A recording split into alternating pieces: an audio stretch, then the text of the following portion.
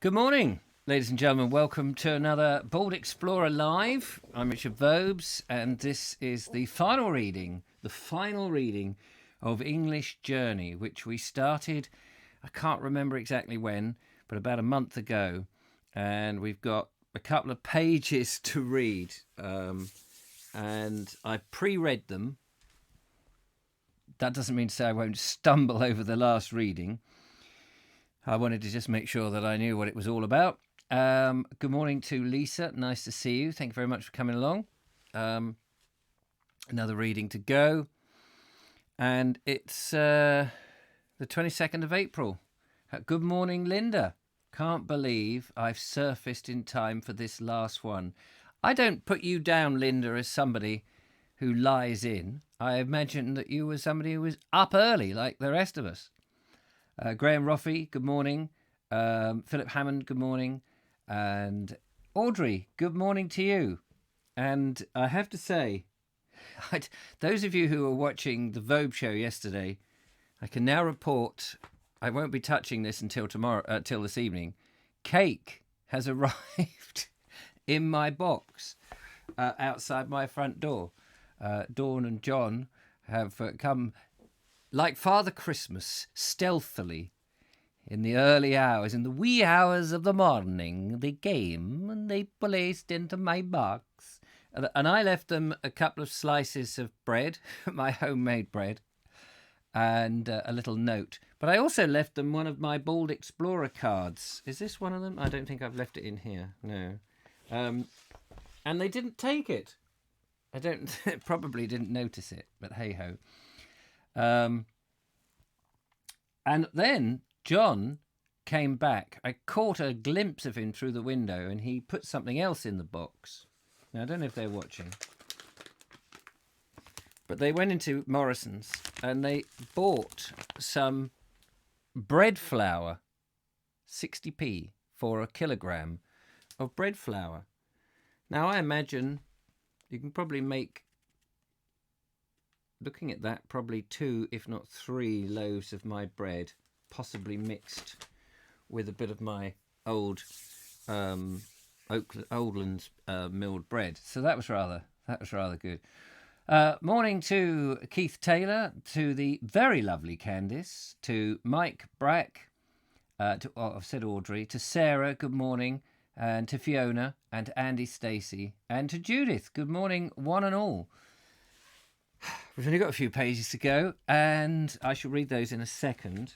I have been looking at various books and things, and I'm not 100% sure, but I have got a couple of old books here, which might be of interest. We'll get to those. We'll see how far we get with this reading today, in case I spend an inordinate amount of time trying to get through it. Rita Loy, good morning, Richard and fellow follower. We had an earthquake. Oh my goodness, really? An earthquake? We had an earthquake here for 1.5 hours ago. Good, great Scott. That's in, oh, wait, I'm just trying to think. Did you say Los Angeles? Is that Los Angeles? Is that on the fault line? Is that the San Andreas fault? Tremoring. I hope it wasn't like in the disaster movie Earthquake in the 70s, whenever that came out. And I hope you're all right. Good morning to Michael Angel, to Steve Garnett, to Jada Jones, good old Morrison's. Yeah, do you know? And to Relic, Retrievalist. I didn't know they did them in their own bags. So I'm very interested to find out from John and Dawn whereabouts they got this from, whether they asked for it and had it filled up into a bag, because this is like one of their, on the spare of the moment bags rather than a commercially produced product. So I need to find that out, because that could be my source of flour. At 60p for a kilogram. I guess that's probably expensive than buying a massive, great big thing, a tub of it, but, depends how we get on. So that's all very exciting. Well, it is for me. And if you didn't, I should have brought my bread that I cooked yesterday into the studio. It's in the kitchen. Let me just pull that back a fraction. Oh, not that way. There we go. A very successful loaf and tasty. But I dare say it will get tastier. Yes, not the San Andreas fault zone, but on the Newport Inglewood fault. I've not heard of that one. The San Andreas fault, I suppose, is famous, isn't it? But the Newport Inglewood fault. Oh, right. And was it a big one, or was it enough to knock cups and saucers off shelves? Morning to Les as well. Ramiboo says, "Ope, here comes Rascal to crawl up my cheek.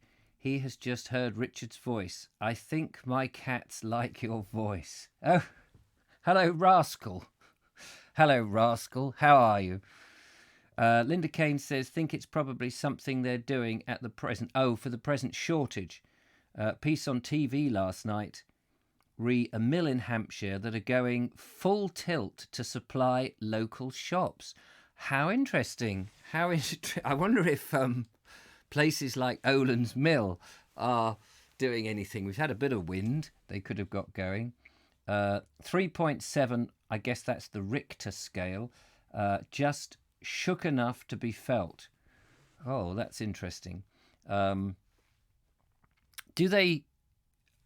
I guess houses built along the Newport Inglewood fault are built with the special reinforcement or flexibility to, are they all built of rubber so that they just boring, take it in, shock absorbers?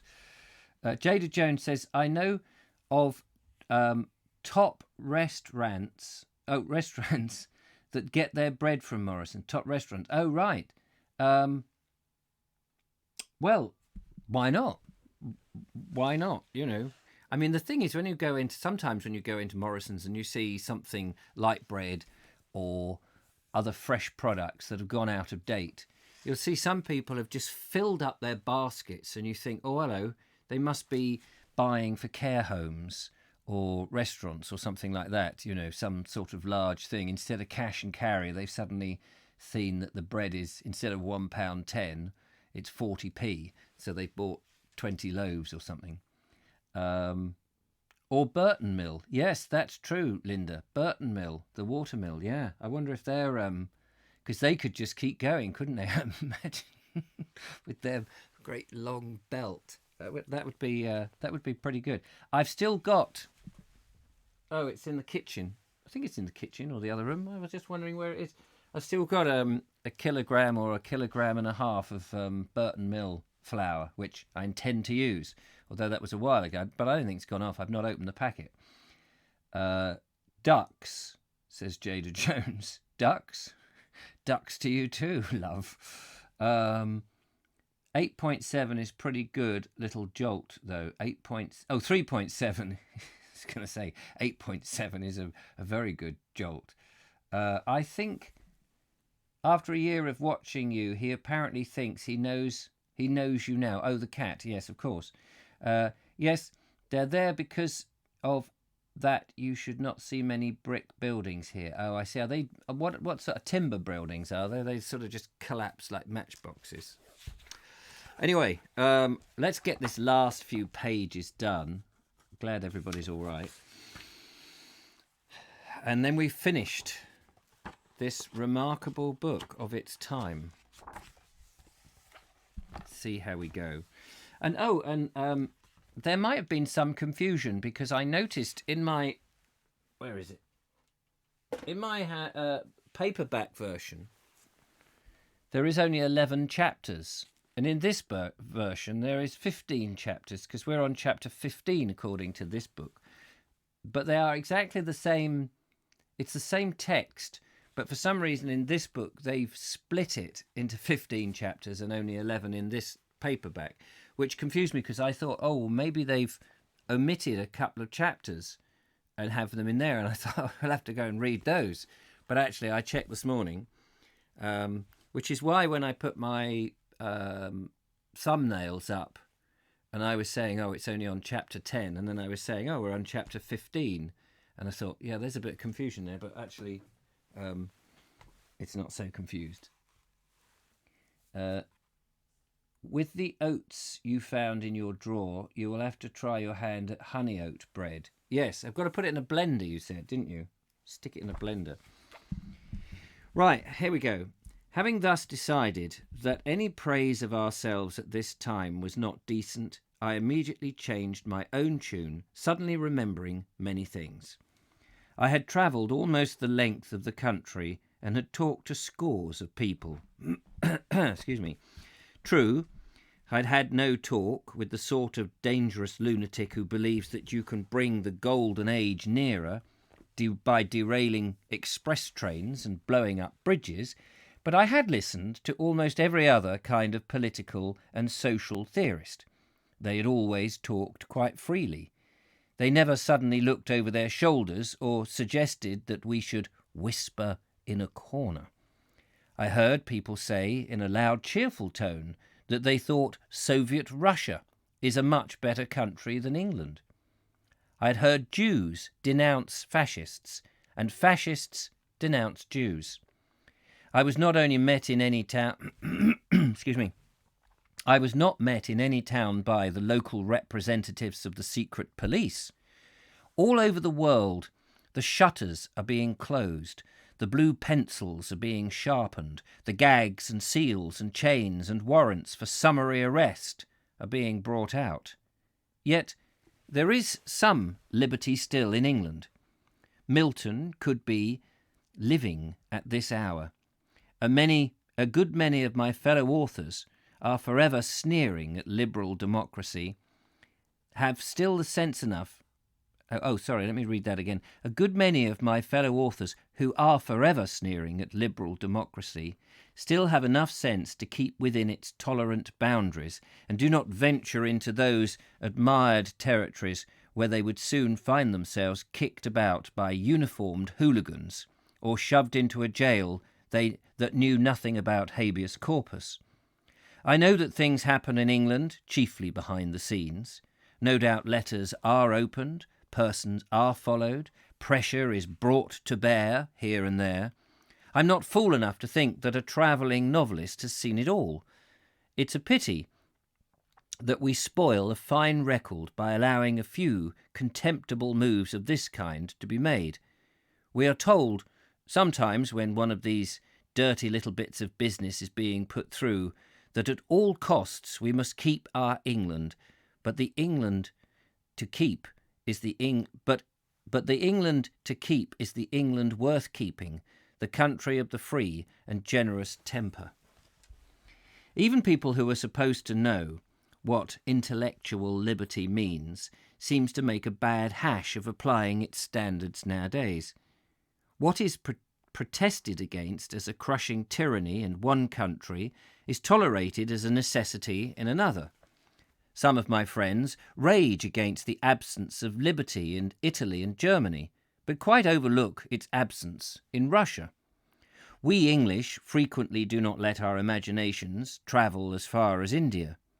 The Americans, who know all about India, seem curiously ignorant about what happens in their own states. The Irish, who must have done more talking about freedom than any other people, are now busy putting themselves into prison. Milton would not admire our post-European statesmen's rules.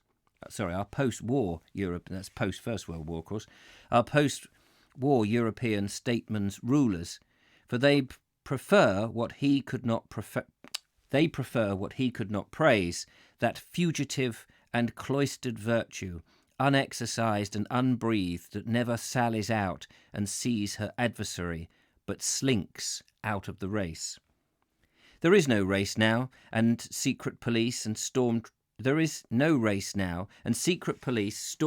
and machine guns are at the competitor's entrance, and the great man has the track to himself and is always busy declaring himself the winner. So far, we have been free from this miserable nonsense in England. We can criticise the government without looking over our shoulder. There is no penalty, as yet, for using your reason.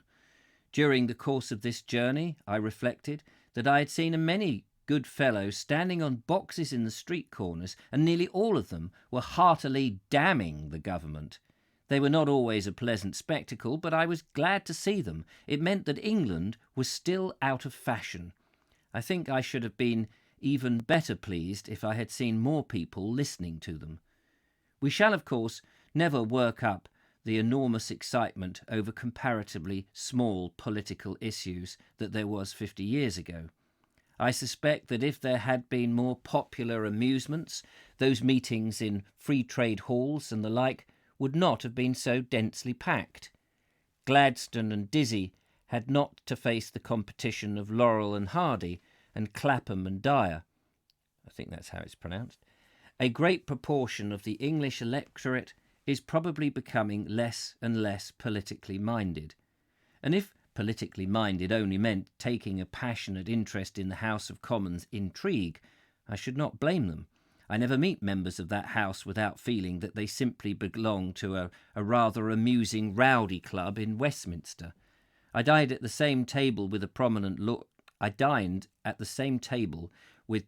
Tory and Labour politicians, and found that they had far, far more in common with one another than they had with me, being members of the same club. This is only natural under the circumstances, but they do not look very hopeful circumstances. People are beginning to believe that government is a mysterious process with which they have no real concern. This is the soil in which autocracies flourish and liberty dies.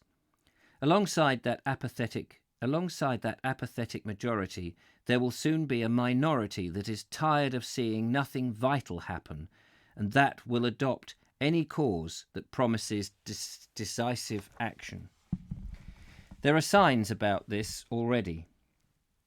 If the majority doesn't waken up, it may find too late that it has taken too many good things of English life for granted. I could think, and I did, of many good things I found in the course of this journey. For example, the natural kindness and courtesy of the English ordinary people. I've noticed more downright rudeness and selfishness in one night in the stalls of a West End theatre than I have observed for days in the streets of some dirty little manufacturing town where you would have thought that everybody would have been hopelessly brutalised. And how often did I hear some wretched unemployed man and his wife say, "Aye, but there's a lot worse off than us." What a desperate battle these people fight, especially the brave and stubborn North Country women, to preserve all the little decencies of life. Sometimes I feel like opposing the dictatorship of the proletariat simply because the proletarians I know are too good to be dictators. But then I do not like dictators. I came to the conclusion, however, that I should like to be a dictator myself long enough to sweep away once and for all the notion that for the people who do the hard, monotonous physical work, any dirty hole is good enough. And as I thought of what the 19th century had left us in the industrial area, I felt at once angry and ashamed. What right had we to go strutting about talking of our greatness when all the time we were living on the proceeds of these muck heaps? If we lived on some God-forsaken prairie, dusty in the summer, frozen in the winter, it might not matter. But we have ravished for unjustly distributed profit the most enchanting countryside in the world, out of which lyrics and lovely watercolours have come flowering like hawthorn. And I saw again, clean through the fog that was imprisoning me, the exquisite hazy green landscape. I remembered the German in my hotel in Italy last year. He had lived and travelled all over the world, and I asked him which country he thought the most beautiful. He told me England. I thought about patriotism. I wished that I had been born early enough to have been called a Little Englander. It was a term of sneering abuse, but I should be delighted to accept it as a description of myself. That little sounds the right note of affection. It is Little England that I love, and I consider how much I disliked big Englanders, whom I saw as red-faced, staring, loud-voiced fellows wanting to go and boss everybody all over the world and being surprised and pained and saying bad show if some blighters refused to fag for them. They are patriots to a man. I wish their patriotism began at home, so that they would say, as I believe most of them would, if they only took the trouble to go and look. Bad show to Jarrow and Hebburn. After all, I thought, I am a bit of a patriot too. I have never been one of those grand cosmopolitan authors who have to do three chapters in a special village in southern Spain, and then the next three in another special place in the neighbourhood of Vienna. Not until I'm safely back in England do I feel that the world is quite sane, though I am not always sure even then. Never once have I arrived in a foreign country and cried, "This is the place for me." I would rather spend a holiday in Tuscany and then in the... Sorry, not reading very well today, and I've only got these last few pages. I would rather spend a holiday in Tuscany than in the Black Country. But if I was compelled to choose between living in West Bromwich or Florence, I would make straight for West Bromwich. One of my small daughters, bewildered, once said to us, "But French people aren't true, are they?" I knew exactly how she felt. This is incredible. It is incredible that all this foreignness... Sorry, I am really ballsing this up. It is incredible that all this foreignness should be true. I'm probably bursting with blatant patriotism. It does not prevent me from behaving to foreigners, last paragraph, as if they were perfectly real to themselves, as I suspect they do, just like us. And my patriotism? I am assured myself it does begin at home. There is a lot of pride in it. Ours is a country that has given the world something more than millions of yards of calico and thousands of steam engines. If we are a nation of shopkeepers, then what a shop! There is Shakespeare in the window to begin with, and the whole establishment is blazing with geniuses. Why, these little countries of ours have known so many great men and great ideas that one's mind is dazzled by their riches. We swagger beneath our inheritance. But let us burn every book, tear down every memorial, turn every cathedral and college into an engineering shop, rather than grow cold and petrify, rather than forget that inner glowing tradition of the English spirit. Make it, if you like, a matter of pride. Let us be too proud, my mind shouted, to refuse shelter to exiled foreigners, too proud to do dirty little tricks because other people can stoop to them, too proud to lose an inch of our freedom, too proud, even if it beggars us, to tolerate social injustice here, too proud to suffer anywhere in this country an ugly, mean way of living. We have led the world.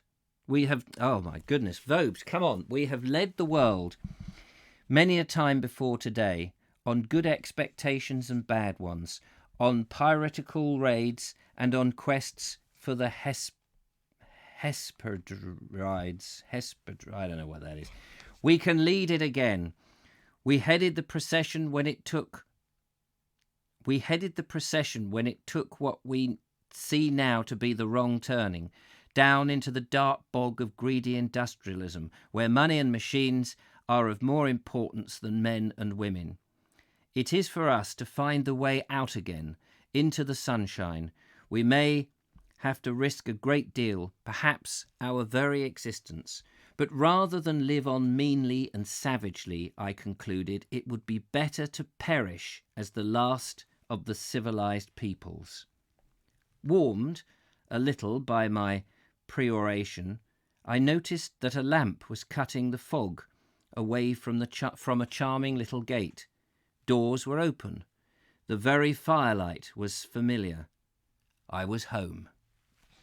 Sorry, I read that absolutely abysmally. The last and patriotic bit. Ballsed it up. Anyway, there you go. English Journey. Cocked up by the Vobes, but hopefully not too grim. Yes, we've read it. We've done it. We've finished it. There we go. Oh, my God. Oh, blimey. Sorry about that. Let's go and have a look at some of the comments. Talking about bread. With the oats you found in your drawer, yes, you'll have to try some. Wood buildings are actually more flexible. Yes, I think you're right there, and will survive an earthquake better than brick. Yes, that's right, because wood has got that flexibility built in. I'm sure I have a good recipe for it somewhere, but without having email right now, I don't know how I would send it to you. Don't worry for the moment. I'm going to just keep practicing the art of making ordinary bread, so I'll wait till you've got your email. Just been listening to Priestley reading from his book Delight, a short essays, musing and interesting. Oh, his book Delight. I'll have to look that one up. When I was reading the book 1066 and rather more, I didn't realise we had malaria here in the 11th century. The weather was very much like now. It was, of course, in the marshes area of N. So true. Wherever there are mosquitoes, yes, there's going to be malaria. I think Richard will be nodding quietly about this. Mozzies in my water butt. I don't want to know what's in your water butt, Linda Kane. Thank you. The ending of the book is so true. Oh, yes, thank you very much. Yes, the ending of the... I didn't know it differentiated between the sexes. You used to hear about it here during the times of the Pilgrims, and then again with the pioneers that came west. I'm not quite sure what you're. I don't know whether I'm missing some bits on that. Interesting about the yes. Oh, Hesperides. Hesperides is. I know I'm not reading that right. Hesperides. You see, this is where my pronunciation can't quite do it, because I'm trying to do it phonetically and I'm going Hesperides, but I know that's not right. I know it's not right, because it'll be something like Hesperides, right? Rides. It's got a different R idea. I know it's different, but I can't form it in my head. Someone will have to do it phonetically for me, because I am thick. Anyway, the Hesperides. And then I'll go, oh yes, I know the word. And I know the word. I do know I know the word, but I can't conjure up the pronunciation. Do you ever get that, or is it just me, the idiot on the screen? Are the nymphs of the evening and the golden light of sunsets, who were the daughters of the evening, or the nymphs of the west. They are also called the Atlantides, from the reputed father. Try better next time on your reading. Try better next time on your reading. Well, I was trying. I was trying. Keith, never mind, Richard. Helen cannot spell Texas. Oh, marvellous. That's good. Jeff Kellison, you can begin to work perfecting the omelette next. Oh, here we go. Linda Kane. Hesperides. Hesperides. I'll have to go and get a Hesperides. What is it? How is it spelt again? Hesperides. Hang on. I'm gonna get some. I've got to get this now. Hesperides. Hesperides or something. Let's get the pronunciation.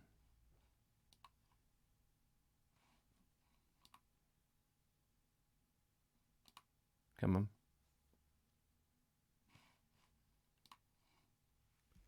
Coming. Hesperides. Hesperides.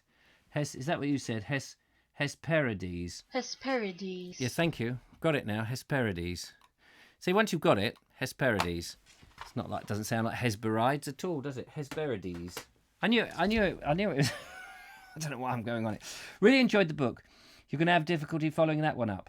Yes, Hesperides. Hesperides. There we go. Anyway, yes. So, where are we doing? Well, it's only 10 o'clock. So I've got a couple of books. I found one here by, this is by W.H., isn't it? W.H., is that his name? Yeah, W.H. Hudson. This is a charming little book, which only arrived, actually, a couple of days ago, called, it's from something called the Open Air Library. I've never heard of that, the Open Air Library. And this is Nature in Downland and an Old Thorn by Hesperides. Can't say it now. By W.H. What's his name? And it's a very old book, published in, I think, 1900. First published in 1900. Nature in Downland. It's two books in one, I think. And this is based on the South Downs, near where I am. And I read a bit of it yesterday, and I thought that was quite good. And I've also got this other book here, written in 1940. I think it's 1940. Doesn't really matter. It's of that time. 1942, beg your pardon, first printed in the autumn, apparently. And it is called Travel in England by Thomas Burke. And I quite like this. Talks about different travelling things. This is, I mean, so it's, but it's 1940. But I quite like it. It does. I quite like the style that they write in. So let me just read you a little bit of this before we just read you a bit of it, and then it might be that I just bring different books in. Oh, that was weird. Thought somebody was standing right next to me then. That was very odd. I think it was my cushion fell on the floor, but I had this. It's on my left side, because I can't see out of my left eye. This is Travel in England, 1942. When the early Britons first moved from homestead and settlement to see what was going on the other side of the hill, whether they could don't start reading it wrong, Vobes. When the early Britons first moved from homestead and settlement to see what was on the other side of the hill and whether they could exchange their surplus goods with other settlements, the story of English travel began. Of that beginning we have no record. Oblivion has scattered her poppy upon those adventurers, and their doings are buried in the darkness of the unknown past. A few relics of utensils and objects of barter are all that remain from the building of conjecture. But from those tracks they made in their first movements across the wild land and the hills grew the mighty roads and the surge of travel today. When the first wanderers went in a band to find new settlements, and others followed in their steps, the first track was made, and from the trodden track grew the clear pathway from hamlet to hamlet, and to the coast, and from the pathway the road, and with it, slowly but always increasing, a volume of movement across the face of the country, and the intercourse of man, and the exchange of goods and of ideas and legends began. Up and down these roads today, even though through every hour of these 7 days flows a constant stream of traffic, cars, motor coaches, lorries, horse vans, marching troops, tanks and guns. This is 1942, remember? Up and down those same roads which, for nearly 20 centuries from their earliest days as tracks, have gleamed and twinkled with the paraphernalia of transport and travel. Along them, have moved the chariots of the early British and the helmets of the legions of Rome, companies of horse and of armoured knights and squires, litters and whirlicots. royal coaches, carrying carts, lumbering stage wagons, gigs, barouches, post-chaises, and brilliant mail coaches. Pilgrims and pardoners have plodded along them, and secular pilgrims of today, with knapsack and rucksack, still plod along them. Drovers with their flocks and herds have crawled along them. Fugitives have fled along them. Sumpters with their pack-horse trains have struggled along them against wind and storm, as their successors of today, the commercial representatives, buzz along them in their light cars. Nothing greatly changes. The stream of life goes on, always as one. The drops that make up the stream pass on, but the stream is still there. The pageant of the English road has changed only in costume, a tuberance, a pertinence, and the idiom the idiom of the traveller's speech. Otherwise, it is a company of similar men with similar hopes, fears, ambitions, ardours, mean desires, and noble purposes. Even the perils of the road have not lessened. With civilization, they have increased. Travellers in the earliest days knew the peril of losing their way, of sinking into a bog, of being snowbound, of meeting with outlaws and robbers and vicious animals.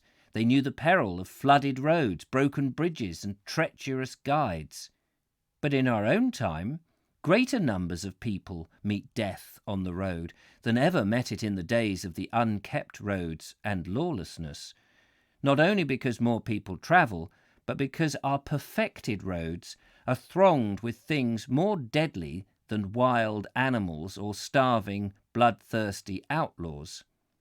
Today, travel has many purposes and motives, but in the very early days, the young pioneer who first made their way across a hill and moor and marsh left home with one idea: to see the world and find fortune. And at that time he might trudge only 20 miles to the settlement over the hill and find quite a new world of different people with different ways of life, different speech, different appliances, and different gods. The excitement of travel was then a reality. Travellers of today know where they're going. They know by their friends' talk or by reading something of the place they're going to and what they'll find there. But in those shadowy times, there was nothing trustworthy to guide the adventurer, nothing beyond vague rumour or legend uttered in accents of wonder over the peat fire on the hut's floor. The unexpected was to be found at every bend of the road, every angle of the hill. Boarding a plane outside London and landing at Manchester in a couple of minutes provides something of a thrill. It can be nothing to the succession of thrills experienced by the traveller in the Britain of pre-Roman times. Where today there are roads, there were fens and swamps. Where is now a town was a dense wood. That is why most of the early tracks and bridle paths go over hills, alongside the sides of hills, ridgeways, and why they make so many deviations. The first travellers kept to the hills, not only to avoid ambush from above, but to avoid unfordable rivers, flooded fields, and impenetrable thickets.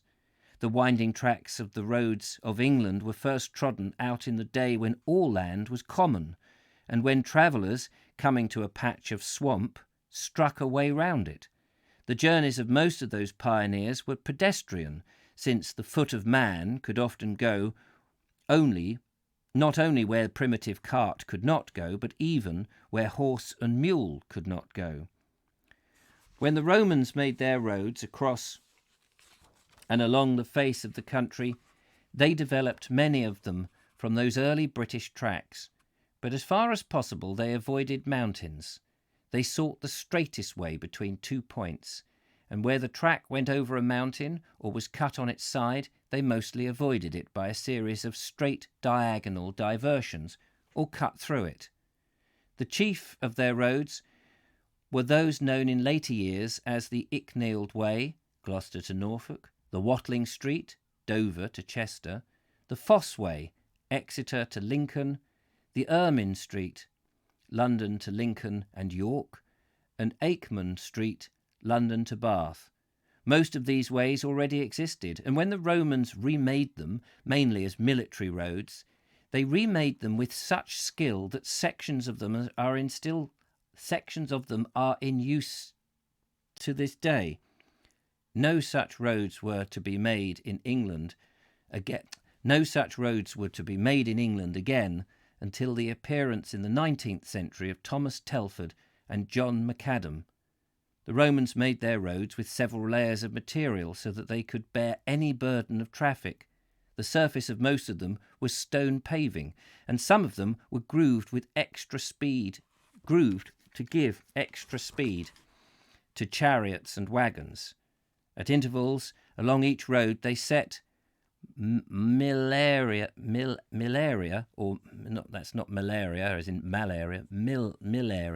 milestones, or some of which are still preserved. Mansions or something, post stations, forerunners of the inn, and stations, i.e. towns.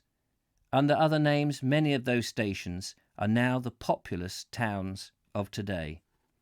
Anyway, I'll leave that there. This little excerpt from that, which I was struggling to read today, so I think that might well be it. It's funny how some days one can read better than other days. I don't know what that is.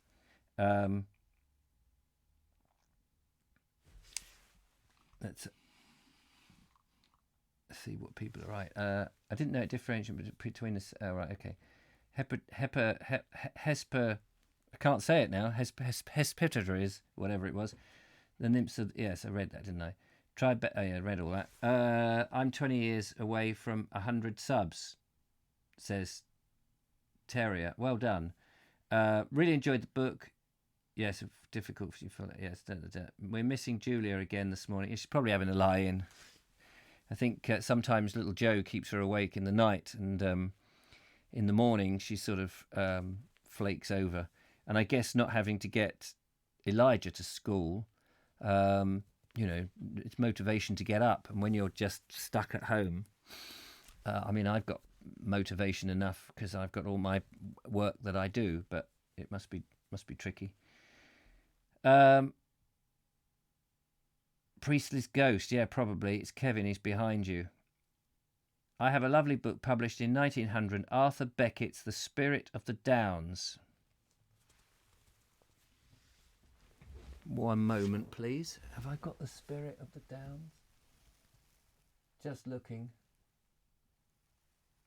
I've got numerous off the beaten track, highways and byways, half hours in the green lanes.